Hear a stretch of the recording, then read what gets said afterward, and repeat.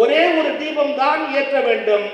இறைவன் ஏக்கன், ஒன்றானவன், ஆதியும் அந்தமும் இல்லா அருள் பெரும் ஜோதி. ஒரு ஜோதி மட்டும்தான் உச்சியிலே ஏற வேண்டுமே ஒழிய இரண்டு ஜோதி ஏற்றுவது என்பது சட்டம் சொல்லவில்லை, சமயம் சொல்லவில்லை, மரபு சொல்லவில்லை. ஏக தீபம் என்பது அது அடையாளம். அதை எப்படி ஏற்றுவாங்கன்னு சிவாச்சாரியார்ட்ட கேளுங்க. கும்பத்தை இஷ்டத்துக்கு ஏற்ற முடியாது.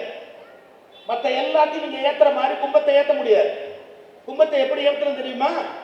5 தட்டு வச்சிருக்கிறாங்களே, கவனிச்சிங்களா? 5லயும் தீபம் வச்சாங்களே, வைப்பாங்க. இப்ப வேண்டாம், ஏன்னா சாய வச்ச முடிஞ்சிருக்கும், அதனால பண்ணல. உங்களுக்கு டெமான்ஸ்ட்ரேட் பண்றதுக்காக நான் காட்டல.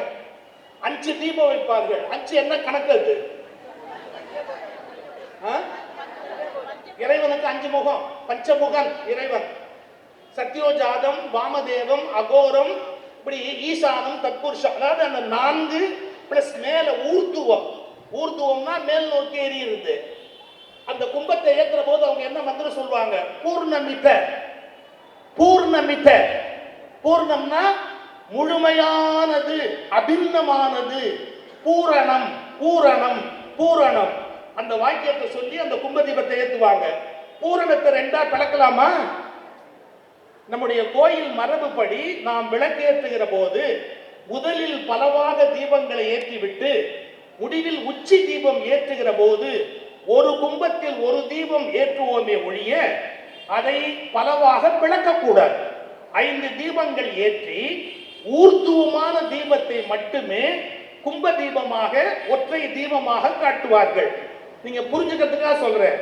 இந்த கும்பத்தை வெளியில் கொண்டு வந்து வைத்தால், இந்த கும்பம் வெளியில் வைக்கிற போது அது மலை. புரியுதா? கும்பம் வெளியில் கொண்டு வந்து வைத்தால் அது மலை.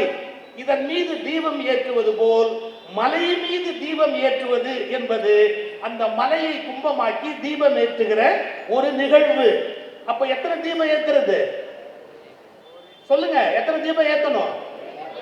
ஒரு தீபம் மட்டுமே ஏற்றப்பட வேண்டுமே ஒழிய 2 தீபம் ஏற்றலாம் என்பது சமய மரபுக்கு முற்றிலும் பிழையானது. சமய அறிவு நமக்கு சரியான இருக்குமானால் 2 தீபங்கள் ஏற்ற முடியாது. ஒரு தீபம் மட்டுமே ஏற்ற வேண்டும். இதை முதல்ல மனசுல வச்சுங்க. அந்த தீப தூப மரபுகளின்படி ஒரு தீபத்தை இறைவனுக்கு நாம ஏற்றுகிறோம். இந்த மரபுகளை எல்லாம் தெரியாம, படிக்காம, சமய அறிவும் இல்லாம, சமய நுட்பங்களும் தெரியாம, இப்ப அடுத்த கேள்வி கேட்பீங்க, 2 தீபம் ஏற்றினா என்ன ஆகும்னு யாருக்கா தெரியுமா? ஒரு தீபத்துக்கு பதிலா 2 தீபம் ஏற்றினா என்ன ஆகும்னு யாருக்கா தெரியுமா? என் வாயால நான் சொல்ல முடியாது. திருமந்திரத்துக்கு போங்க. திருமந்திரத்துல கோயில் பூசையில் தவறு நடக்குமானால் என்ன நடக்கும்னு ஒரு பகுதி இருக்கு, எடுத்து படிங்க. ஒரே வார்த்தையில சொல்வதா இருந்தா, ஒரு கோயில் பூசை முறையில் மரபு மாறி ஒன்று நடக்கும் என்று சொன்னால் அது தேசத்தின் தலைமகனுக்கு ஆபத்து என்று திருமந்திரத்தில் குறிக்கப்பட்டிருக்கிறது. அதனால் ஒரு தீபம் ஏற்றி தேசத்தையும் அவருடைய அந்த தலைமையையும் அந்த பெருமையையும் இறைவனையும் நாம் வணங்குவது என்கிற சரியான மரபை நாம் பின்பற்றிக் கொண்டிருக்கிறோம். அதே சரியான மரபை தொடர்ந்து பின்பற்றுவோம் என்கிற ஒரு மனக்கருத்தை உங்கள் மனதில் பதிய வைத்துவிட்டு இந்த அருமையான விழாவில் கலந்து கொண்ட உங்கள் அனைவருக்கும் நினைத்தது நிறைவேற வேண்டும்.